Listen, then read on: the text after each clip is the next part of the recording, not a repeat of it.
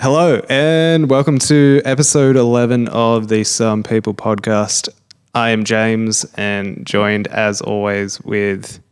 Well, your boy, Briggsy. How's it going? Well, all right. With recent events, I'm supposed to be actually able to get in and record.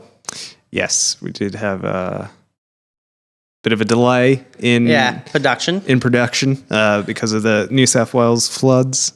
We're going to just segue into that, okay. But I guess we might as well segue into this news segment that we're trying out, which is the bloody news.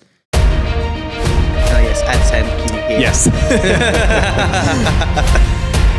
So let's start off with what we were talking about, which is cost of insurance has gone up around the Maitland and Silverstone area due to the new swimming pools they got there. Yes, many Olympic-sized swimming pools. Yeah. And I say, didn't you kind of get stuck in it? No, not quite. So I'm more down the Newcastle way, but yeah, just with all the crazy weather, couldn't really move around safely. Yeah, it's like my mother was going off to work, and the flooding got so bad that she had to turn back around. Yeah, like she only got to the far of the servo, not too far out of town. Yeah. It's crazy. Crazy winds, potholes everywhere as well. Does not help. I don't know why, but I had this thought in my head. It's like, oh yeah, rolled up. Oh, this area is badly flooded. There's no way you can go through here. It's like, hold my beer. It rolls up in like a big, massive Soviet truck and just piles through the massive puddle of water. Yeah, for sure. Because I was thinking of like a Maz 537, which has about a half a metre ground clearance. Right. So it should be able to cross a small river, no problem. I would think so. Yep. Yeah, something like that would have been very handy to the people. Maybe not now with the gas prices as they are. Definitely not. Considering it had like a 40-litre V12 in it, diesel. Yeah, right. Yep. Good for pulling stuff, but probably not so good for getting very far on little fuel.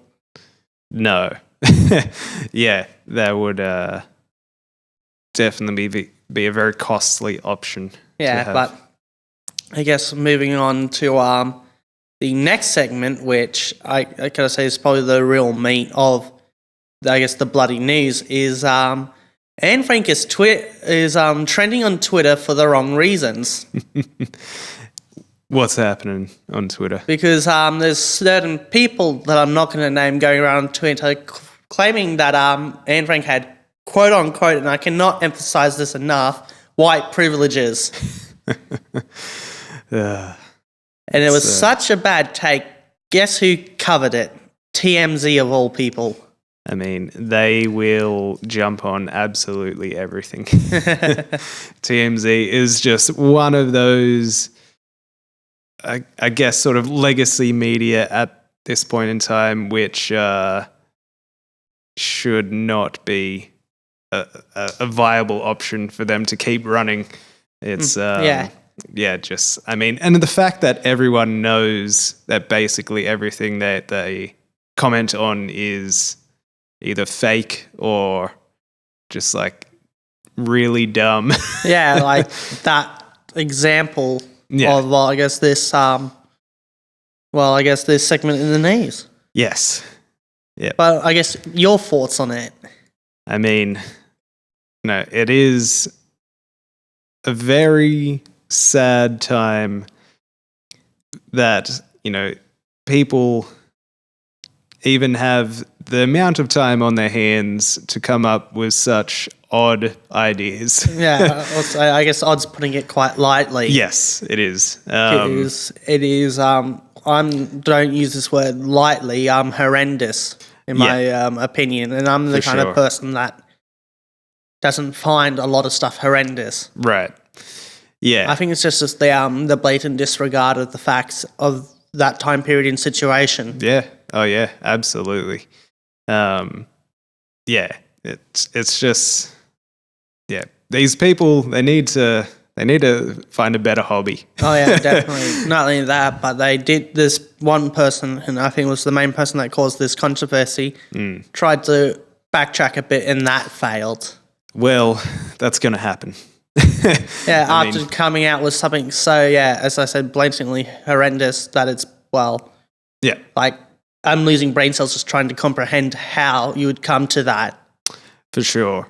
And, obviously there's a massive anti-Semitic part of it as well. And it's sort of like very hypocritical that you're saying, this person has white privilege.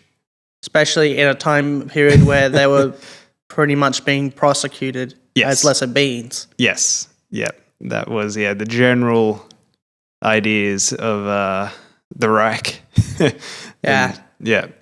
And And I think the kind of the way he sort of explains it is that they could kind of pass by as, Right. That's just flawed logic. Yeah. So the argument was because they were looked a lot kind of like the more similar to the general German populace compared to people from Asia or something like that. Yeah. That they obviously didn't stand out as much.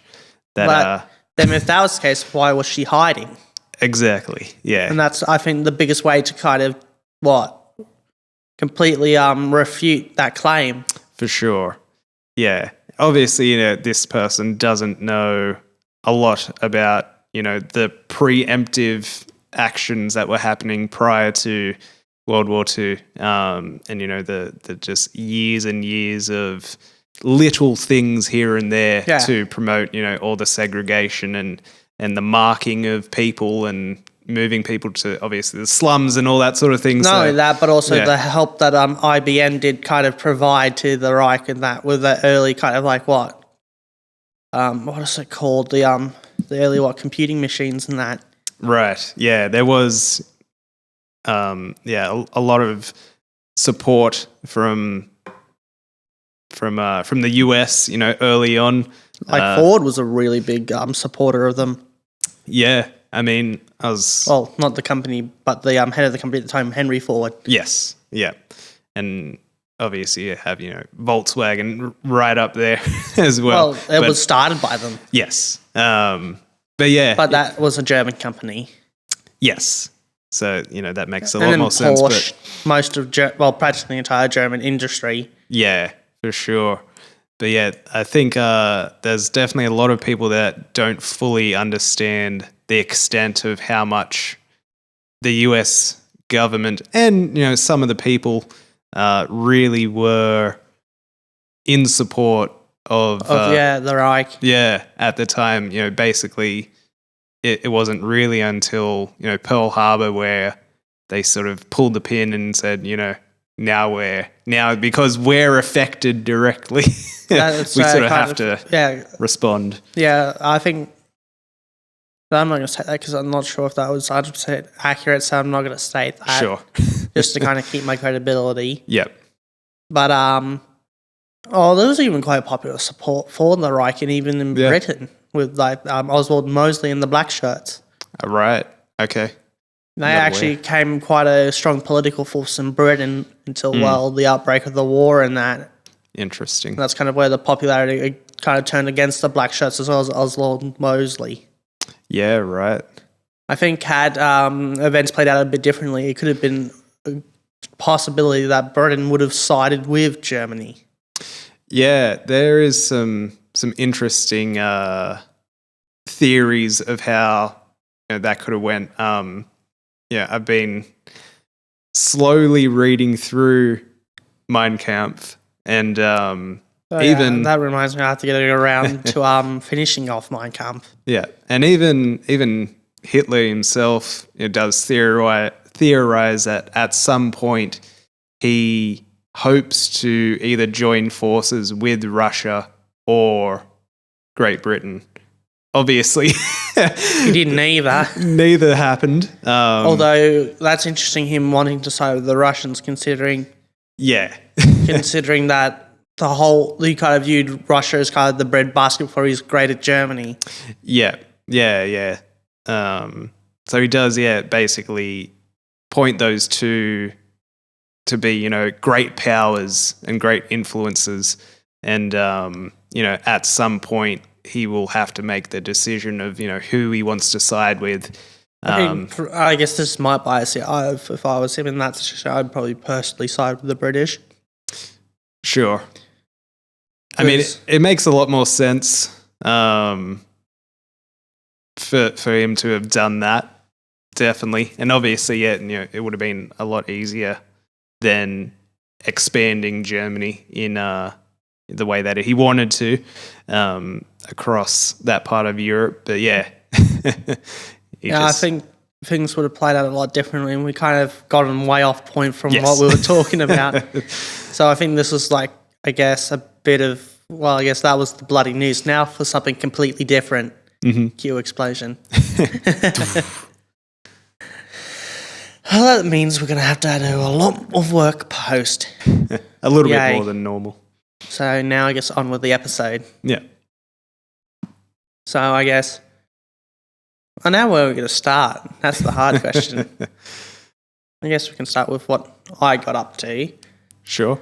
Which I'm not going to tell you that this episode, but a later episode I'll probably talk about that. So I might as well talk about what I've actually been watching lately, and that is Rent a Girlfriend. Okay. And I've got to say, you have to watch it. It's really good. Right. Like, I kind of came into it with really low expectations, saying that as a massive fan of High School DxD, which is a show that kind of you're only going to be really able to enjoy if you kind of come in with low expectations, at least for the first couple of seasons. Right. And just around about the time I finish watching the first season of it, they start bringing out the second season. And I was like, and even then, before I got to the end of it, I was just like, yes, I want to see another season just because of the pacing. It's not like they're going to get everything solved by the end of the first. Right, right. Not only that, but like not even a day after finishing watching the last episode of the first season, a YouTuber that I like watching brings out a video about Rent a Girlfriend. Right. Which is like, what's the chances of that happening? What's the odds? Interesting. So what were you captivated by episode 1, or was it a bit more of a slow burn? I think there was definitely enough in episode 1 to kind of keep me going. It was not a slow burn. I was captivated by like the first couple of episodes and that. Right. But I wasn't captivated straight away by the first episode. Sure. But there was enough to kind of keep me going, like, this has got some potential. Yeah, you could see the potential sort of brewing. Yeah. Yeah, okay. Cool. And just for the kind of style of, manga that it was, that it was adapted from, it was going to be a slow burn anyway, because it was the kind of manga where you would go through like several chapters and volumes of it, and the characters haven't really developed that much at all. Like, they will develop throughout the volume, but then kind of almost get reset by the start of the next one, so they're kind of back at square one. Right. And you kind of even see that in the first season, just with the relationship of the protagonist and this one other character. Yeah, okay. Kind of how it goes back and forth. Right, right. Interesting. Cool. Even though with the way they kind of ended in that, it's like, come on, you're so close to kind of having a really good ending to end it off on, but I guess sequel bait, I guess. I would say so. We're back. I wonder how much of that conversation is going to be able to be saved. Well, probably not all of it. I was just at last, 5 seconds. Okay, so we should be right. Cool. All right. So, how many seasons? Well, there's only one season. Well, one season that's been completed, and there's the second season, which is currently coming out. Right. Probably because since I watched it dubbed, I'll probably wait for them to start dubbing the second season before I start watching it. Yeah. Just because of the jarring shift to go from dub to sub can be at times. Yeah, yeah. It definitely can be. It is, even when after a few seasons, a voice actor gets changed, and even it could be a secondary character, it's always... Yeah, jarring. Very jarring. I think the only time it's been, kind of a smooth transition from one voice actor to another even though saying it kind of pains me a little, is Volume 6 of Ruby. Right. Where they just, due to certain, I'm going to say, certain events / allegations, Vic Mignogna was taken off the project and replaced with oh god, he's pretty good, but I can't remember his name for the life of me. Right. Which kind of sounds like I don't care about the actor, but he did a really good job considering he had quite a large shoe to fill. Considering it's kind of sort of that character sort of part of the main cast, but also the actor before him was quite a famous actor in that kind of field. Yes, for sure. Who has actually done some stellar work in other titles like Full Metal Alchemist. Right. Which is a series that I absolutely love. Yeah. I've heard very good things about Full Metal Alchemist, but I haven't watched it. Oh, yeah, you should kind of watch both because I think, as one person I watched put it, it's kind of the best way to kind of experience this kind of certain arcs are better to be watched in like the 03 series and sometimes better in the the Brotherhood series. Right. Okay. Interesting. And I think in my opinion both are pretty good, so I wouldn't prefer one over the other. Yeah. But I think overall I feel like it kind of drags the runtime out a little too long at points in Brotherhood. Right. Right. Don't get me wrong, towards the tail end of the 03 series that happens, but at least it's only just for that little bit. Right. Where at times it feels like, come on, it feels like the story's was going like with like a train with no brakes on, and then all of a sudden the brakes get slammed. Yeah, right. Interesting. And it's kind of just that lip rash of having a lot of things happening in and out, quite a couple of episodes of not really much happening. Yeah. I really don't like that. I like very sort of consistent pacing. Yeah. Unless it, obviously if the story needs it, it can sort of work out sometimes where, like there is some downtime in a storyline where, what you're seeing on screen might be a little bit boring, but later on down the track, you find out, during that time, the bad guys, were actually sort of brewing. Yeah. So, there can be definitely times where it works, but I'd say generally it doesn't. Especially, it definitely works, especially after something really big does happen. Yeah, for sure. Yeah. And just having an episode or two to just slow things down to allow people to comprehend what just happened. Yeah.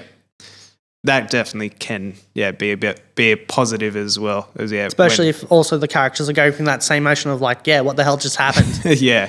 So it's both like the characters need time to process as well as you as the viewer. Yeah. And I think that works really well. Yeah. Because again, in some shows and that aren't certain characters kind of like a stand-in for the audience. You do get that every now and then. Yeah, I guess it really boils down to the sort of show itself. But yeah, definitely you have those certain characters which are more representation of the viewer, which can be pretty cool when done well. Yeah, well, I'm not a big fan of a lot of these kind of people, the sort of people that say that you can kind of tell what kind of person someone is by the stuff they watch and consume. Right. Yeah. Which to a certain extent it's true, but I don't think I'd use it as a definitive rule of a person's character. Definitely not. I mean, to use myself as an example, me reading Mein Kampf, I'm definitely not a neo-Nazi at all.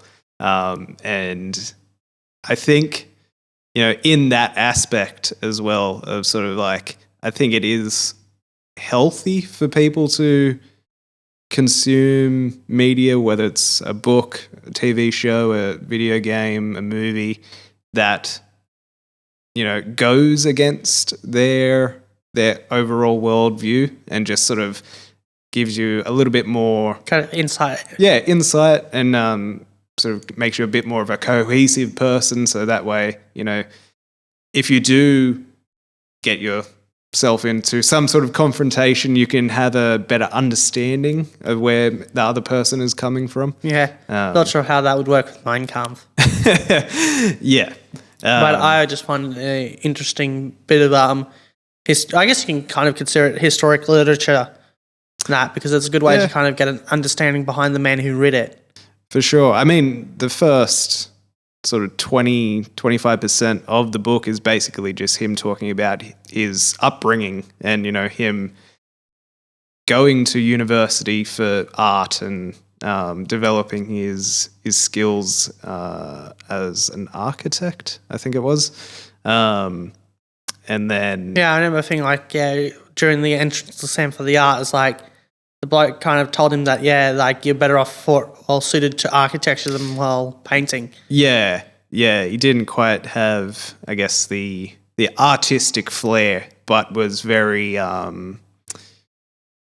more realistic in his drawing and very sort of precise. Where the guy basically recommends to pursue architecture instead. And obviously he does talk a lot about how one of the things that drew him to Munich was the architecture, the buildings. And then a lot of the time he's also just talking about historic events as well, of the Second Reich and stuff like that. So obviously there could be some skewed information there and opinion.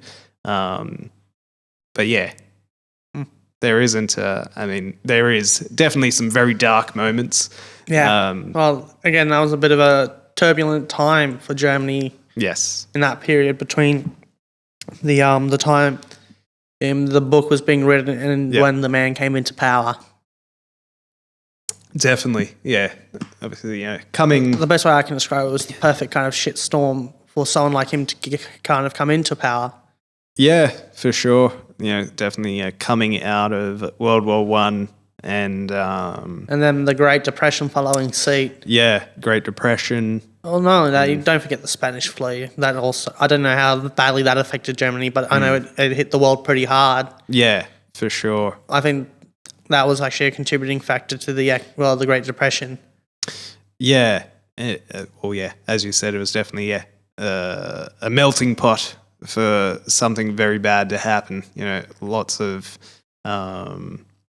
sort of big disasters, sort of one after the other. Well, the biggest disaster, in my opinion, that really gave him a leg to stand on was the Treaty of Versailles. Yeah, I haven't looked too much into that. He does mention a little bit of it, I think. But it's more the really strict sanctions that was placed on Germany, that as well as the large reparations they had to pay back to. Yes, he does mention that quite a lot. I think that's the one thing he would have brought up the most, because they caused I'm trying to think the name, because I know God damn it, why is the name slipping me now? But he does mention the financial burden. Yeah, because the government in charge them just practically printed the money just to pay the debt back, but then caused hyperinflation, which just caused the money to become worthless. Yes. Yeah. And then follow that up with the Great Depression. Yeah. Didn't matter if you had a heap of money stuffed under the mattress, because it's now I remember reading somewhere it got so bad that even a wheelbarrow full of cash wouldn't get you a newspaper. And I think that was how bad it got in Germany. It was Germany that was using that example for. Right. Imagine that, just rolling up to a newsstand with a wheelbarrow of cash. It's not enough for a newspaper. Yeah, that would be crazy. Crazy times. At that point, you're better off using the money for kindling. Yes, probably. Make it to boil some water. Yeah. And just have some tea. Hey, at least it also kind of deals with the inflation a little bit. Well, taking money out of the system, I guess, would. And if you did that on a large enough scale, you could kind of sort of correct the hyperinflation. Possibly. I'm definitely no economist. But that's kind of the general gist, is that more money in circulation, generally not so good. Sort of depends where it's circulating, I think. Yeah, that too. Yeah, obviously if it's circulating, into or not into investments, then and particularly investments in small businesses and the public sectors of hospitals and infrastructure and stuff like that. That's obviously not good. I mean, if that's not happening, whereas if it's just going off seas to some millionaire's bank account that they're not paying tax on, that is not a good thing. Actually, and then it's kind of also, if you look back for historical references, even them, you can kind of see what hyperinflation happened with commodities back in the past few centuries. Right. Just look at the what caused the Spanish Empire to collapse and still causing problems for Spain to this day was they were exporting so much silver, the silver became practically worthless. Yeah. There's a... And since all they were making was silver, that's all they had to sell. And then since they had to sell lots of it, it made it worthless. Yeah. Which then just sent its economy right through the shitter. Yep. And apparently, economists all around the world have been theorizing that silver's one day going to come back and be, a large investment sort of to make. But I don't think that's going to happen anytime soon. Yeah. We'd probably go back to gold before that. Yeah. Get back on the gold standard. Yeah. Platinum's definitely quite valuable, but then it's not the greatest commodity though because of its scarcity. That's what makes it so valuable. Yeah, there's some interesting things to look into when it comes to that whole side of things, where a lot of these large corporations or large sort of conglomerates hold back the numbers of how much. I think they're doing it with diamonds, where there's actually a massive surplus of diamonds, but they're saying that there's in such short supply, so it brings the value up. But in reality, there's too much. Yeah. So it's really how you control the information as well. Isn't diamonds basically super compressed coal?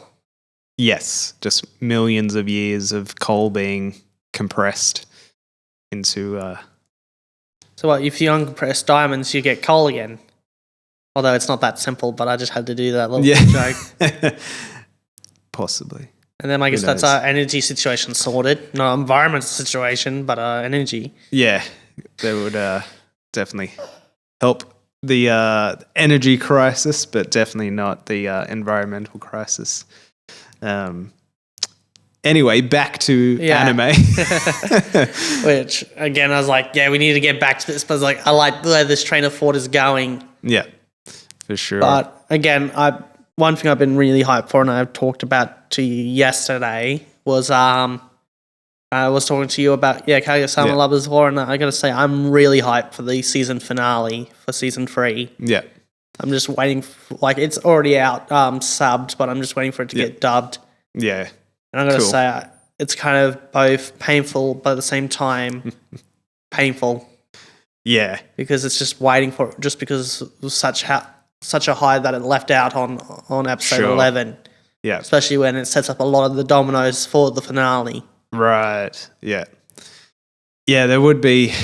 It's definitely a tough conundrum to be in, knowing that the episode is there. You could definitely watch it, but you wouldn't get it. It's probably gonna hurt your enjoyment a bit, just going from dubbed to subbed. Yes, yeah. Even though I have contemplated binge watching the entire thing subbed. I mean, that is an option. Just depends, yeah. But by the time I got that, the dubbed version is already going to be available. Yeah, so that's why I've held off on doing it. So that's why I've been just occasionally checking the schedule to see when it comes out. For sure. Yeah. Cool. And the question is, when is the dub for the second season of Rent a Girlfriend going to come out? Because again, just where it left off of is I want to see where they go with it. Yeah. It's interesting. Although, I do love a lot of the references in the season 3. Right. Got a lot of more Western references in that, which I like. Interesting. Well, Cool. I'll give you this one freebie because, Sure. this one I think, I'm not sure if it's just me kind of grasping at straws or not. But, oh God, I'm trying to remember the episode. I think it was one of the later episodes of season 3. There was, a slight nod to the Blair Witch Project. Oh, okay, cool. Just from that one, I guess, really well remembered scene from the Blair Witch. Right. The end scene? I think it is. Like when they're in the house? No, I think it was before that. I'm not sure. I haven't actually watched Blair Witch. Oh, okay. But I'm familiar with that scene. Just because a lot of people talk about it. I don't think it was the end scene. I think it was... Oh, God. I'm having a hard time trying to describe the scene. Is it the one where, like... There's one scene which has been parodied a lot, and it's like the girl crying at the camera. Yeah, I think that's that scene. Right. Okay. Yeah. That is, yeah. There's basically like 2 really big scenes. It's that one which is sort of halfway through the movie, and then the sort of big finale. It's kind of actually it was a reference to it, but I guess a parody of it as well. Right. Cool.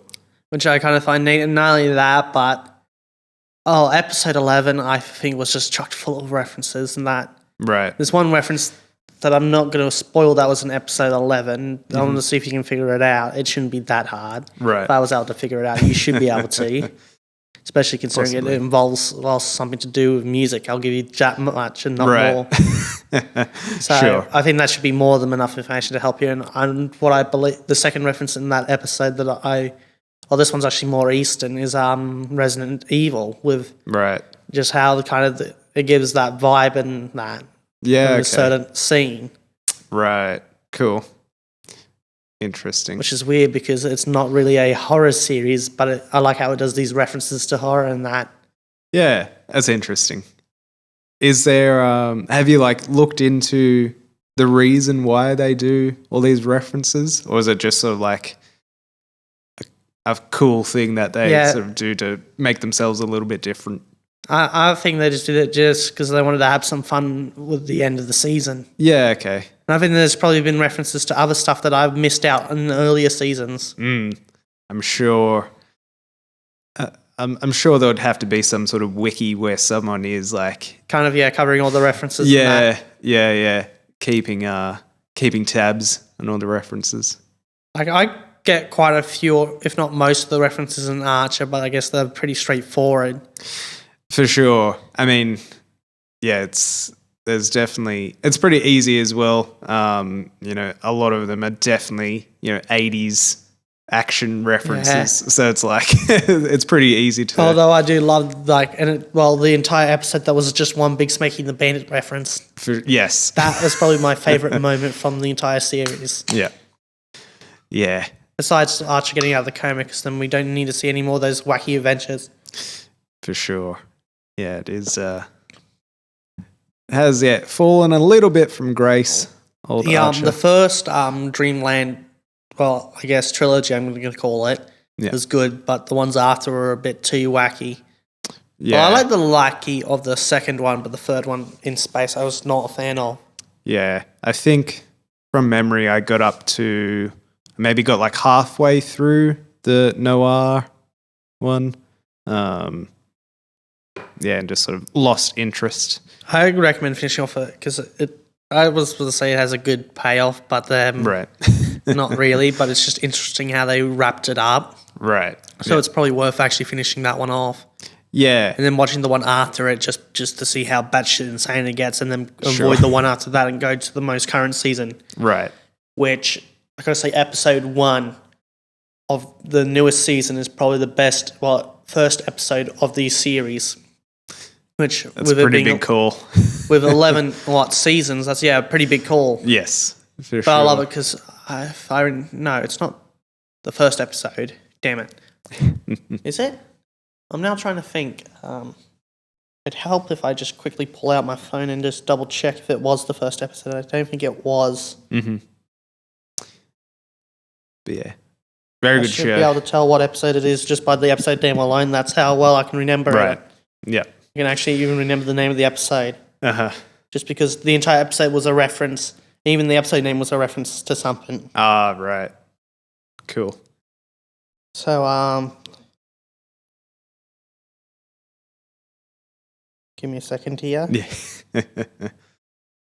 Oh, wait, is it season? No, it can't be. And I guess they got a 13th season. Interesting. Actually, no, it's 12 seasons. Okay. Yeah, right. Yeah, I had literally no idea that it got past 9 seasons, I think. That's Is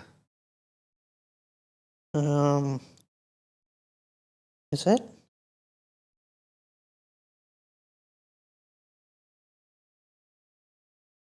I'm just trying to look at the episodes here.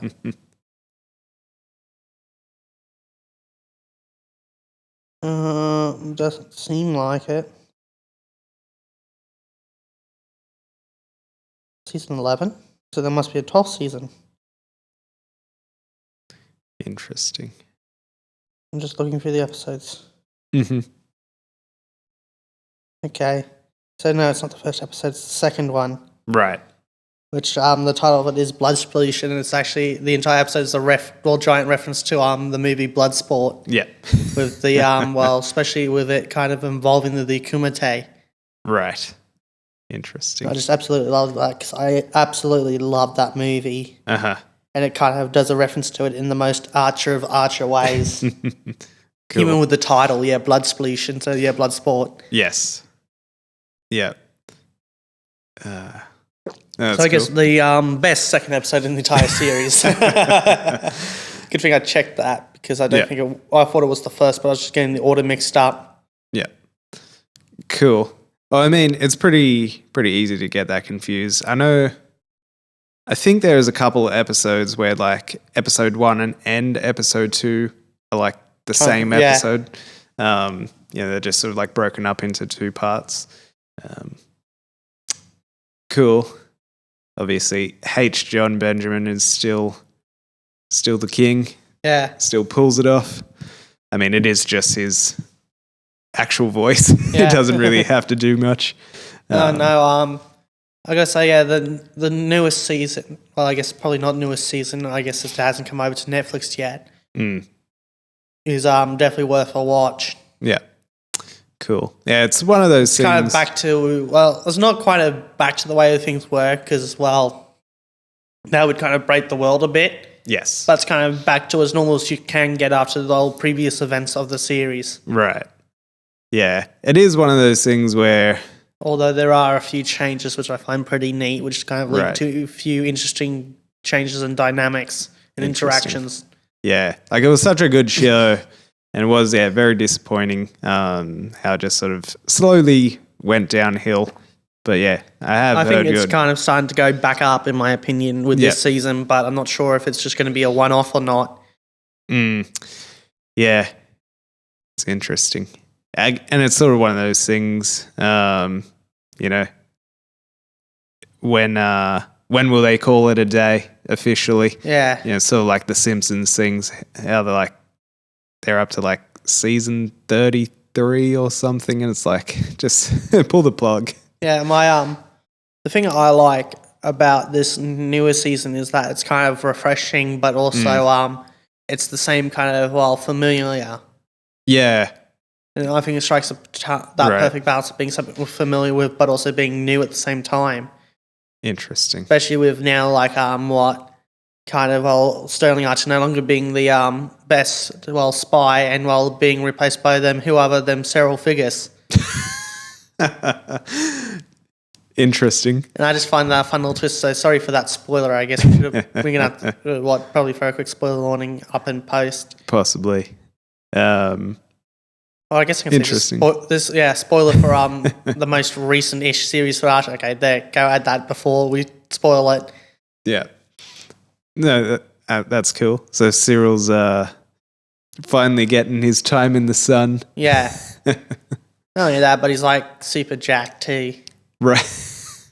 Like, I think one of the gags is that, he's like constantly tearing his suit in that. Right. Interesting. Not only that, but there's an entire episode dedicated where the new butler that Archer gets because oh god, what's his name? Millhouse? Not Millhouse. Woodhouse? Woodhouse. Yeah, Woodhouse passes away. So yeah, Right. I think a couple episodes in, they try to find him a new butler in that. And after finding one that he likes, it turns out that one was sent to kill the greatest spy, which was apparently at the time he was thinking it was him that he was trying to kill, but in fact he was trying to kill Cyril Figgis. Yep. Crazy. Which I just find funny. Yeah. And it's just by the kind of the shenanigans that they get up to. Mostly attempts that when he was trying to kill Cyril Figgis ended up I was getting Archer killed. Yeah. Which I just find funny, especially in this one scene. It was just a masterpiece. I'm not going to spoil it that much, even though I just spoiled most of that episode. Sure. The entire plot of that episode. That was probably tied with Blood Sploosh for the best episode of that season. Cool. I just recommend probably even just skipping everything and going straight to that season. Yeah, right. If you get the chance to even pick it back up. For sure. It's on the list. One day I'll get around to it. The thing is, I don't really ever drop a series. I've dropped a couple, but I don't really drop it. Yeah, I very rarely do. But I know that, there's always going to be something out there which is better. But yeah, I think really the only ones which I haven't finished would be, or kept up to date, would be Archer and The Walking Dead. I've been trying to get into The Walking Dead, but I just haven't got around to watching it. Yeah, the first... I think from what I've heard, the first few seasons are actually really good. The first 3 seasons, I would say, are very... season 1, season 2 are very good. Season 3 is good. But from maybe halfway through season 3 or the start of season 4, it just gets very formulaic. So the story is still good. There's still good characters, but I guess it gets predictable. It's very predictable. And there was even a meme that came out probably around the time of season 4 where it was literally exactly how an episode would go. So it was the first 5 minutes, amazing. The next 30 minutes, 35 minutes, boring as all hell. And then the last 10 minutes, amazing. So you always had to come back the next I guess episode. I sort of dropped that, but that's just because I had, other things going on at the time, but Peaky Blinders. Right. And I want to actually go back and rewatch it from the start again. Well, the final season has just come out. I haven't watched it yet, but I think I got up to, how many seasons does it have now? I think the one that's just dropped is season 6. Because I think I was partway through, either season 3 or 4. Yeah. It is one of those ones, being, definitely a drama as well. It does pander on a little bit here and there. I think that's what hurt. It was there's just some scenes that just drag on a little too long. Yeah, and it's one of those things where it definitely has, each season really has a very big ending. So I can kind of forgive. God damn it! We're gonna have to edit that on post. I can kind of forgive the downtime because the end of each season it does have a good payoff. Yeah, there's quite good payoffs. But yeah, it will be interesting to see how they finish off the story. Yeah, I think one thing I did like about Peaky Blinders is it's just kind of the both just kind of the attention to detail of that time period and really doing a stellar job of catching the feel and look at the time period. For sure. Not only that, but the cast do an amazing job too, kind of giving it that feel. They definitely do. I'm a big fan of Cillian Murphy, the guy who plays the lead character. But yeah, even all the supporting cast is great. Tom Hardy as the Cockney gypsy guy.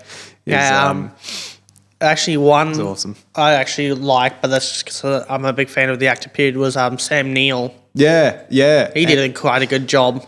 It was very good, I thought. don't get me wrong, the turn that his character makes later on in the series, I was not a fan of.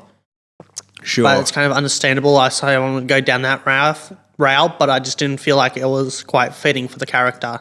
Sure. Yeah, him sort of becoming unhinged. Yeah. Yeah. Yep. Yeah, it was it was an interesting And I think it's way. glad they kind of ended up killing the character off. Yeah, I think it would have been hard keeping him around. But I think, don't get me wrong, there was probably no better way to kind of have him exit stage left, but for sure. Yeah. But I think there could have been a better way to kill him off. Yeah, possibly. But yeah, just having him die off screen, which I guess a lot of people wouldn't be a fan of, but I think that would have kind of worked a bit better than what they did do. Right. And I think they should have done that, had him actually killed off at the end of, what was it, season 1 or was it season 2 where he gets shot while boarding train? Season 2, yeah. No, he gets shot at the end of season 1, but then you don't see if he dies or not, and then he comes back for season 2. I'm pretty sure. Yeah, I think so. It's been a Yeah, while. and he comes back with the limp. Yeah. Yeah. I think they should have just killed him off there. Yeah, possibly. It would have been, I guess there wouldn't been as much, maybe as much at stake if they had killed him off at the end of season 1. Again, you could just replace him with someone else, though. Possibly. And just make it so like this guy ain't fucking around. Yeah. And it would be a very good way to kind of establish this new potential threat in the first couple episodes by showing them, this person, doesn't sit around. He literally quite cracking the whip in the first couple of episodes and getting stuff done and being an active fawn and their side. I guess it was one of those things where, his character in season 1 was, his whole persona was that, he is better than the people that he's trying to bring to justice.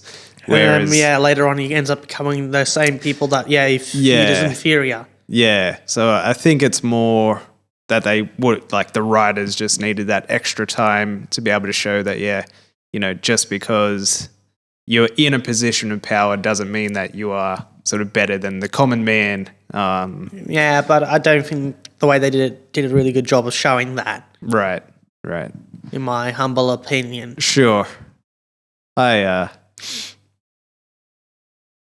think I liked it. But yeah, maybe it's probably because I was younger and a bit more stupid at the time, so I probably wasn't kind of comprehending what was going on. For sure. I felt like it was a bit more out of left field, but that's just probably me being younger and stupider. Possibly, yeah. I mean, it is sort of one of those shows which does have a lot going on. And, there's a lot of moving parts. Definitely, I thought, the first half of season 1 was really hard to watch. But then as you start to understand the main character a bit more, it got easier for me to watch it. It's sort of one of those ones which you can't really passively watch. You do have to actively watch to make sure that you get all the little intricate details. Michael, actually, let's kind of move on and talk about if you've been watching anything recently. I just finished watching the documentary series on 3 Mile Island. I think I finished that a while ago. Yeah, so although I've started the one covering John Wayne Gacy. Okay, right. Although I really love the one covering the Yorkshire Ripper. That's just right up my alley. Interesting. She's Yorkshire. Yorkshire, yes. That was interesting. I've heard it as actually both, so I kind of do both interchangeably. Yorkshire or Yorkshire. I guess, it depends how you're going to pronounce it. I think it's really kind of depends on where you're located geographically. Yeah. I think that's more like an English thing. It depends on what part of England you're from. For sure. Yeah, if you're going to be the posh sort of side, you're going to pronounce it as extravagantly as you want to. So yeah, Yorkshire would maybe be a bit more appropriate, where the common man just rabble it off, and they'll probably obviously know what you're talking about pretty quickly. Yeah. Yeah. That was just a very interesting case. Right. Yeah, I'm not familiar with it. Well, if this documentary series is still up on Netflix, I solidly recommend checking it out. Yeah. Cool. Because don't get me wrong, how they solved the case is interesting, but right. It's just how they handled the case was really the interesting part about the whole case. Okay. Because they completely kind of, shot themselves in the foot when handling the case. Interesting. And I think it and this is probably kind of what really caused the feminist movement to kind of kick off in Britain, and that was because of how the police handled that case, which I wouldn't blame them. Right. Because they almost treated all the victims as if they were prostitutes and that, so not really giving the case much attention, if anything. Right. Yeah. I think they only really started to take it seriously when I think it was a young girl that they could no way in hell she would be a prostitute, and that for them to actually start really taking it seriously. Yeah. And actually don't get me wrong, they were trying to bring this person to justice, but not as actively until that one poor young girl got her life taken, even though had they been taking it more seriously, they would have been able to catch him before he would have been able to take her life, which it's kind of a sad thing, but it takes events like that to kind of really get the gears in motion. Yeah. There's a series on Netflix. I can't remember what it's called, but it's fictional, but they use like real life investigations as like a basis or a starting point for their stories. And there's a similar thing, I think, in season 2 of it. That's what my gripe with when it comes to stuff with like law enforcement, and especially in how they handle certain cases, is that it literally takes something really terrible to happen for them to really kind of step into gear and get this thing solved. For sure. And by them, at that point, they've got so much evidence to shift through that it's just going to bog it down, where if they had tackled the problem earlier, they wouldn't have so much trouble trying to catch the killer. Yeah, for sure. It's, and it always seems to be, once, an actual innocent life, under their terms, has been taken, or whether it's, someone, with high power, high influence, or, very wealthy, finally is affected by it, then, things really turn into gear. No, and I gotta say, it's just a shame that it requires such direct action for justice to be properly carried out.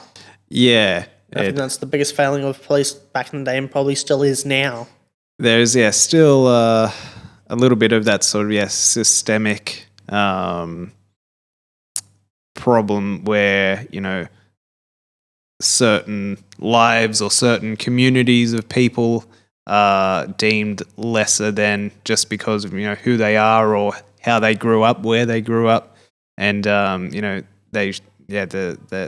idea that, they should be not taken as seriously, maybe because, in the police's eyes, they don't offer as much to the community as, someone with, a bit more wealth or whatever. So it is kind of a bit of a sad truth, I guess. It is a little bit. It's very very easy for those things to sort of go under the radar as well in modern times, where you just have like the 24-hour news cycle, or many people would say even 12-hour news cycle, where things just sort of pop on and then completely then fall off the face of the earth. Within 12 to 24 hours. So it can be quite difficult knowing the truth and how large a actual situation can be. How far it spreads. And actually, I was thinking of something. God damn it, what was I thinking of? Because it was actually quite an interesting train of thought. I've forgotten the train of thought, but it was such an interesting train of thought that I took note of it. Right. But if it was that interesting, wouldn't I have been able to remember it? It might have stuck around a little bit longer. Yeah, I guess I was too busy focusing on that, and then once I snapped back to attention. Yeah, possibly. Oh, God. Now I'm trying to think what it was. God damn it. Or do we want to wrap this one up? No, I guess we might as well kind of cover a little bit of a side hobby of mine, I guess. Sure. Which end is things kind off. of looking at, kind of what engineering disasters or just disasters in general. Right. Which I think I was talking to you about yesterday. Yeah. And actually, after a bit of looking, I wasn't too far off when I was talking about that one building collapse in South Korea. Right. Although I was a bit off the name, it's Hotel New World. I was like Hotel New Horizons. So I was sort of on the money. Yeah. Yeah. Interesting. Oh no, that's not South Korea. That's Singapore. I'm mistaking it for the it's the Samsung department store collapse. That's the one in South Korea. Okay. The Hotel New World was Singapore. Yeah, right. But they're both very similar. That actually I think I may have even blended the details of the two instances together, but still was kind of relatively on point with the Hotel New World collapse, just because a lot of the things that caused it were also kind of factors in the department store collapse, the Samsung department store collapse. Right. So there's both that kind of greed and negligence. Yeah. So similarities. And I recommend looking into both cases because they're very interesting and kind of give me the reason to be kind of scared when in those kind of buildings, because it's like, okay, what's the chances that the person designing this is completely incompetent? It's not really incompetence. It was a kind of a mixture of all kind of that greed and that, like I think with the Samsung, and I think it was Samsung. Literally, they're like, okay, we want to add these additional floors to the building and that, but I think this was Hotel New World actually. Wanted to add these additional floors to the building and that. But the people working on it at the time was like, no, there's no way it would be plausible to do. Yeah. So it was like, okay, bugger it, screw you. Hired them and then literally just hired the team by that same company that was building that building. Right. To build it. Because then there would be no one to argue because, now they're arguing against their bosses. So if they want to keep their jobs, just keep their head down and just build it. Yeah. But then due to, the changes they made to kind of compensate for the additional weight and that not being, correct, and that was already, doomed to fail. For sure. It was even left the drawing board. Yeah.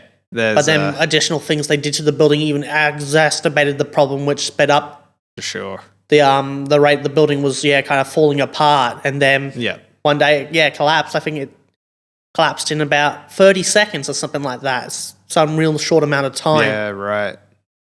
Wow.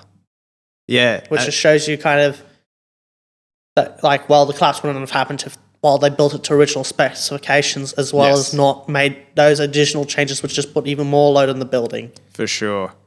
Yeah, it always seems. I think when someone actually went and checked all the numbers, it couldn't even support the dead load, which is the weight of the building itself. Yeah. It always seems with those sorts of man-made disasters that it's always sort of that idea of, the organization rots from the top down. It's always the people that in charge at the highest most position that is controlling the money and the finances and has some sort of maybe a financial stake in the project. So bringing it back to the 3 Mile Island documentary series that it just finished, a large part of it is the whole corruption. Not just of the energy company themselves that owned it, but also the industry itself. Just because there was so much money invested in that particular site. I guess this is probably going to be a bit of a hot take for me, but I think nuclear power could have worked in that if it was not run as a for-profit organization. I mean, yeah, that's a big part of the whistleblower. I can't remember his name, but like his whole adult life, he spent working around the nuclear industry first, starting off in the Navy, and then after that, moved to a private company and was just working as like a technician or something. Yeah. And his whole idea is, like he's all for nuclear energy. Couldn't find a bigger advocate for that industry. Well, probably besides me, because I'm even knowing the repercussions of these disasters and that, I'm still a big advocate for it. It's just more of a failure of just how it was run and that. Yeah, there's the whole safety aspect of it is of basically from day dot of not having the infrastructure set in place 100% as it should be, and then all the checks and balances along the way, cutting corners just to save a buck. Well, at least 3 Mile was better than Chernobyl, which is what got me into looking into and researching disasters. So, hey, one hell of a way to start looking into disasters, looking at one of the biggest nuclear disasters. Well, yeah, they did theorize that if they hadn't done one particular thing, there was a 30 to 60 second time frame where 3 Mile Island could have been worse than Chernobyl. Yeah. But yeah, obviously Chernobyl is a massive disaster as well. But again, it was a disaster just waiting to happen. Yeah. It was just with the reactor design had one massive flaw, which caused it to be kind of, unstable at low power input. Yes. So it was a high output reactor, so it was designed to make a lot of power, but that came at the cost of not being very stable when making not lots of power. Yeah, and again, it comes back to the industry. Which further exacerbated the problems when they were running a drill, which would involve, not making as much power as it should. Yeah, purposely running it at low power. When it's known to be unstable at set. Yes. Power output. Yeah, and obviously, the people on the ground running it didn't have that information, but the industry as a whole, the regulatory body had all that information. They knew that, but didn't distribute it to the people that needed it the most, the people on the ground running the facilities. From what I've heard, actually communications did kind of break down at a crucial moment, and I think that breaking down of communications also didn't help. No. Had communications not failed in that, I think Chernobyl would have either been, this is kind of like a 1 in a million, could have been either averted or wouldn't have played out as badly as it did. Right.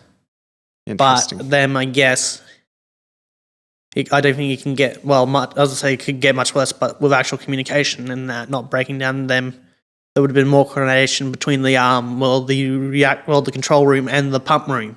Yes. And I think one of the biggest problems, which also didn't help, was communications failed around about the time when they were playing around with the pumps, trying to get more water into it. Right. Which then caused the power caused the power to drop even more, because now they're practically flooding the reactor. Yeah. Meaning that it's not generating enough steam to drive the turbines. Yeah. Right.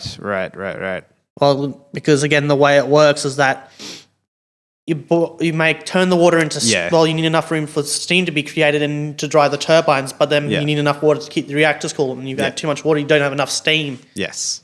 And then that causes the water to kind of sit there and boil. Yeah. Yeah. I think that's with almost any reactor, right? I think that is the general premise, is that you create heat, which then you put water in to boil the water, which makes steam, but then you have to top it up. So you got to kind of keep that right ratio. Yeah, it's like the Goldilocks zone. Zone. Either running too hot or running too cold. Yeah, but then even running either can cause issues. But again, running too cold would have been a big problem for Chernobyl, just because, again, that caused the power output it's creating to drop, which caused, again, an already potentially unstable reactor to be really unstable. Yes. I think that was noticeable. I'm not sure if the documentary, the miniseries that was made by HBO covered it, but from various documentaries and research I've done into it, there was a period where the power did drop, but then there was a sharp spike in power.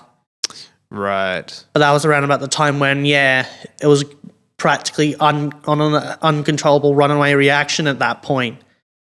Yes. Yeah. This is like, okay, the power's dropping to really low levels. We need to pick it up. But then as they try to do that, there's that sharp power spike, and that's when the uncontrolled reaction was happening. Right. And then they realised, oh no, we've really fucked up here. But then due to the amount of heat in the reactor, they couldn't fully scram it. Right. Which led to the runaway reaction, which eventually went to the reactor going, sky high. Yes. Yeah. It was, again, it's one of those things, the little build-ups of things. It's all those, it's those a million things that have to go wrong for something like that to happen. Yeah. And obviously if there's negligence. And all it takes is one of those things not to happen, and then disaster averted practically. Possibly. Or just it's all those delayed. Those chain of events that lead up to it. Yeah. And all you have to do is take one of those events out of that chain, and it breaks the chain that causes the incident. And you can kind of see that even with the Hotel New World, or I should say the Lignac building. Right. But I always refer to it as Hotel New World. Yeah. Yeah. I Well, think again, although it's a different sets of failures, and that it was those if one of those chains and those events was broken, the building probably would still be standing nowadays.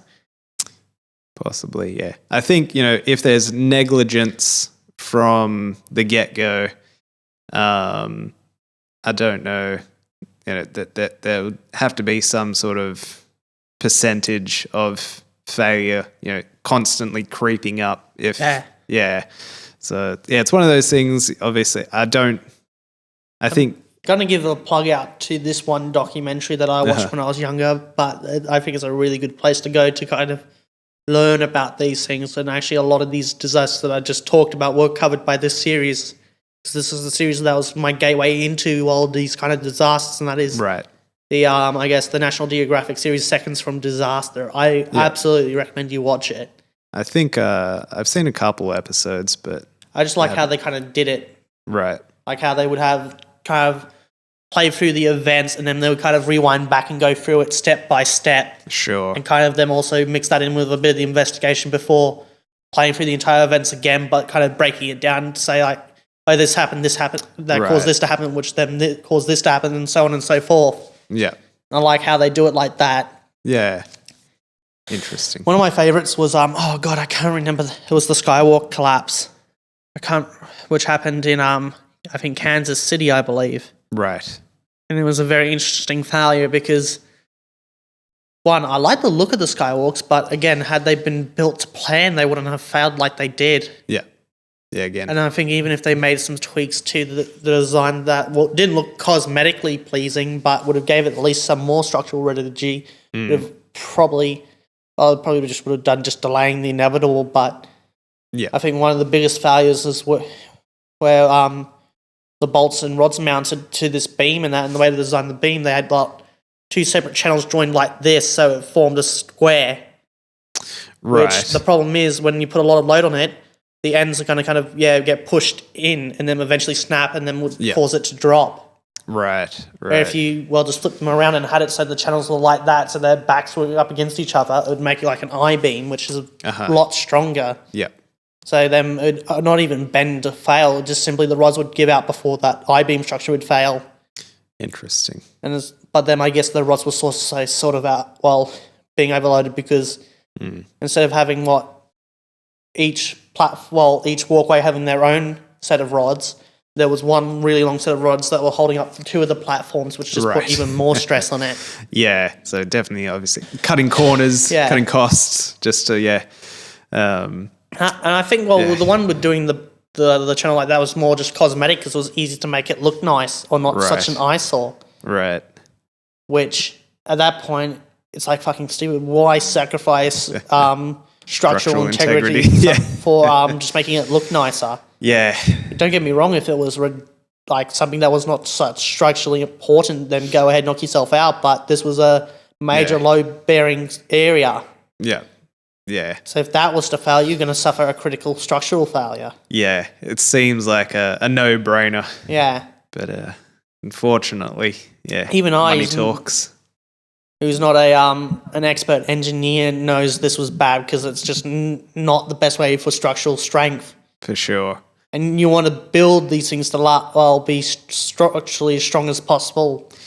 I think that's sort of part of the genius of those types of shows where they do break it down to such a point where, just like an absolute layman can really even stand back and go, even when that's wrong.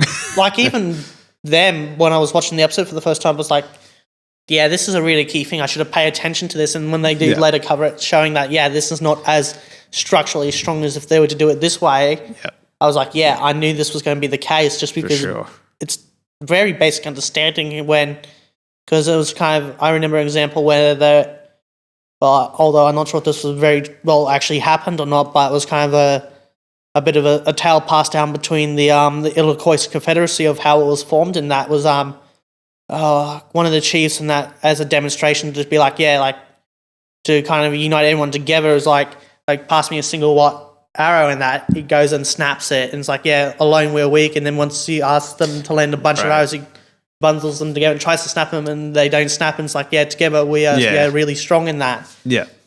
And it's just basically that in a nutshell. For sure. Yeah, it is a very good visual aid of showing, I mean, many different things, both the physical strength of putting many things together, as well as the mental strength of people. Yeah, that's cool. And I just had to use that example because that kind of really gets my point across. Is when they put the two channels like they did. Yeah. There's where most of the load's being placed is not the structurally strong point, and even then, structurally overall, it's weaker. Yeah. Yes. Where if you just flip them around, which was originally what they were planned to be, where all the load's being placed is where it's at its strongest.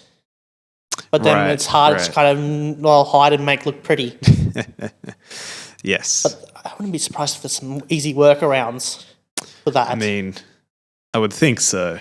I would think, I'm not an architect, but I mean, basically you get my thought process would be you get the architect to make it look pretty, and then you get the engineer to make it actually still stand upright. Yeah, you do the engineer first to get the engineer to say, this is exactly what you need to get everything 100% safe as possible and strong as possible, and then the architect has to work around that. But then I guess you still want to have the engineer on side because it's like, it could work doing this. Yeah. The biggest thing is a little bit of leeway. Because hopefully you're familiar with the concept of dead load and live load. I know what a dead load is. Which is the weight of the structure and the building itself. Live load would be stuff that can be easily moved, like the people, furniture, and even stuff like the AC units and that. Yeah. Stuff that can be easily changed over time is the live load, where the stuff that's going to be pretty fixed is the dead load. Yeah, the variables. You can't just remove and add a floor willy-nilly. No, definitely not. Imagine once we get into the future we can do that. It's literally just modular skyscrapers. That is very sci-fi. Yeah. I'm sure that'll probably be happening in somewhere like Dubai in like the next 10 years. So how much are you willing to bet on that? Not a lot. Anyway, are we going to wrap this one up I here? think we should, or we'll be here all day. Yes, definitely. Because again, I could just feel like spending the next couple hours just talking about engineering disasters period. For sure. I guess on next episode we'll probably be talking about the the Norway massacre. Oh wait, we've already recorded next episode, so I guess the episode after next episode. Yeah. Yes. Very confusing. I guess Not only that, but probably. Oh wait, I guess this wouldn't be totally relevant. But after recording this episode, we won't be recording any episodes for a while because we got that massive backlog. Like, just to let them know, at what time and point this is being recorded. What episode is the most recently released episode? 7. Yeah, episode 7, and 8 should be coming out shortly, right? Yes, next week. So there's a timestamp. Yeah. If the the bloody news isn't already a dead giveaway of the time stamping. For sure. Yeah. So a little bit of a recording break, and then maybe a shuffle around of ideas to make things a little bit more relevant. Oh, I might going to just do the thing and say, yeah, we're going to talk about this, but never do. But I will end up talking about it eventually because I find it quite interesting, the Norway massacre. Right. Not familiar with it at all, but I guess we'll get to find that out in time. Yeah, whenever I decide to talk about it. For sure. All right. Well, thanks for joining us again at the Some People podcast. So I guess we're going to have to plug the stuff that you find us on, which I guess if you want to probably get in touch with us on Twitter, well, we do have that. Yep. At the Some People Pod, right? At Some People Pod. Yeah. Yep. That's probably the best place to go if you want to kind of get in touch with me because I'll probably be handling the Twitter side of things. Aren't you going to probably handle the Insta and that? Possibly. Probably operate the Facebook one if we ever get that up and running. But yeah, you can find us on Instagram as well. I'm pretty sure it's at the Some People podcast. Leave us a comment on YouTube, like, because that can help us a lot get out there. Yeah, subscribe, share us around. Yeah, definitely. And let us know how we're doing. Yeah, and even bring in subjects for us to talk about. Yeah, topics. Give us some suggestions, some ideas. And what should be like, let's talk about this one viewer suggested idea. And before we start talking about it, I just immediately shoot it down. I promise I'll at least give it some consideration before recording it. So yes.